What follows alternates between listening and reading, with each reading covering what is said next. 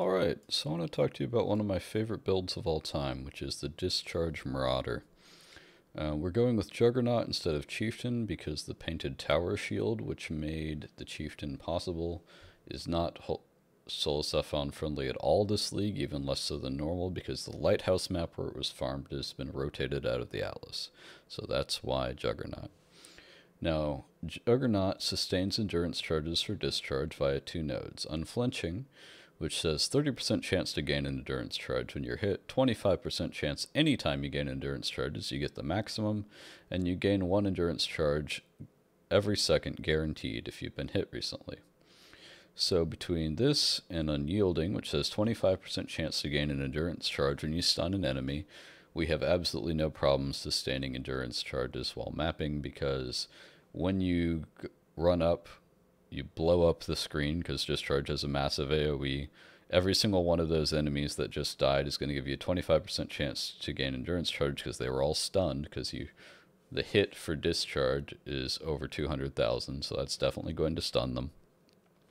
And you are refueled already for the next pack. So even if it doesn't quite get to the maximum, like if none of them make you get all the way up to the max and you only end up with, say, 5 endurance charges or something, this build is hitting hard enough that you're not even going to notice that in maps. I have a lot of experience and confidence in this build. I ran it up to level 90 in Gauntlet a couple times. Might not have been quite to level 90 the second time, but I think it was. The first time it definitely was. And the other thing that we're doing is we're running Righteous Fire, which both fuels Discharge and does a fair amount of DPS on its own.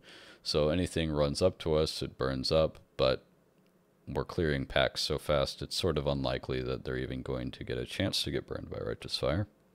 But it does provide a significant DPS boost against bosses. The one issue that it can potentially have is against a boss with no adds whatsoever. We need a way to sustain endurance charges, and we do that by abusing the Unflinching node. So one, this build is so tanky, you can probably just let yourself get intentionally hit by bosses.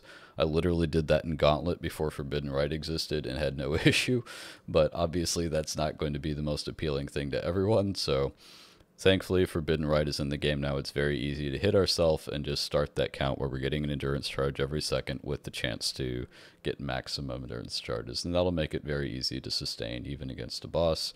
We also always have Enduring Cry. So between those two things, it won't be difficult.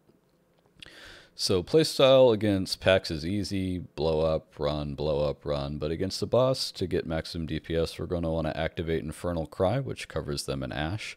And then we're going to probably do some combination of Enduring Cry and Forbidden Right to keep remaking our endurance charges. And Discharge has a 2-second cooldown, so you're only activating it every 2 seconds. And then in between that time, we can cast our secondary skills, like we have Wave of Conviction with Flammability and Combustion. And it ends up being a really comfortable playstyle, I think, because you go bang, run around. If you need to, bang, run around. So, excuse me, fairly straightforward. It's a very tanky build, so these are the numbers with the guard skill turned off as always. We can take a very chunky hit. This is set to 10,000 as per usual. Oh, I need to talk about the custom modifiers here. So, we have the gem info for Discharge, and it's pretty insane. So first, the slightly bad news: we do 5% less damage with ailments than before, so that's accounted for here. We know we're doing 28% less ignite damage. That's just globally for players from the 3.17 patch notes. That's accounted for here as well. But here's the really good news. Before, the peak damage you were getting per endurance charge was 1,037. That's close to the minimum now. So we've gotten a really dramatic increase in damage per endurance charge, and I've simulated that by increasing the level of discharge in this build to 25 until the gems are added. And the level 25 discharge gem for before this is updated is like, I think like 1035 to 1550 maybe, so like tiny bit more than this, but it's very close to the new numbers. Anything else I need to go over? We do have a fair bit of flexibility. As often, I did a 90-point tree and I haven't taken this reservation efficiency, but as soon as you add this efficiency, you can put on Malevolence, which is a damage boost, or you could put on Grace and give yourself a healthy chance to evade things. You have a lot of flexibility. A lot of masteries aren't taken yet. You can turn on Corrupted Blood, can't be inflicted, anything like that. Don't worry if you can't sustain Righteous Fire right away. It's not a huge part of this build. It's just a significant DPS boost against bosses. But if you're leveling and you're like, well, I don't have the regen yet, don't worry about it. It's not important.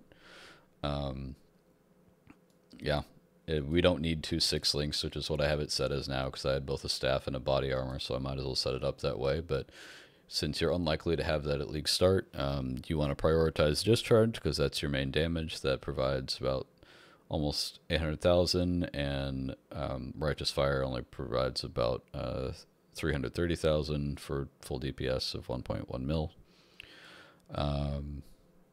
Yeah, let me know if you have any questions. This is a very straightforward and fun build to play, in my opinion. The only thing that's a little bit icky about it is leveling to your first ascendancy. So up until Act 3 is just, it's rough anytime you do a spellcast Marauder, in my opinion.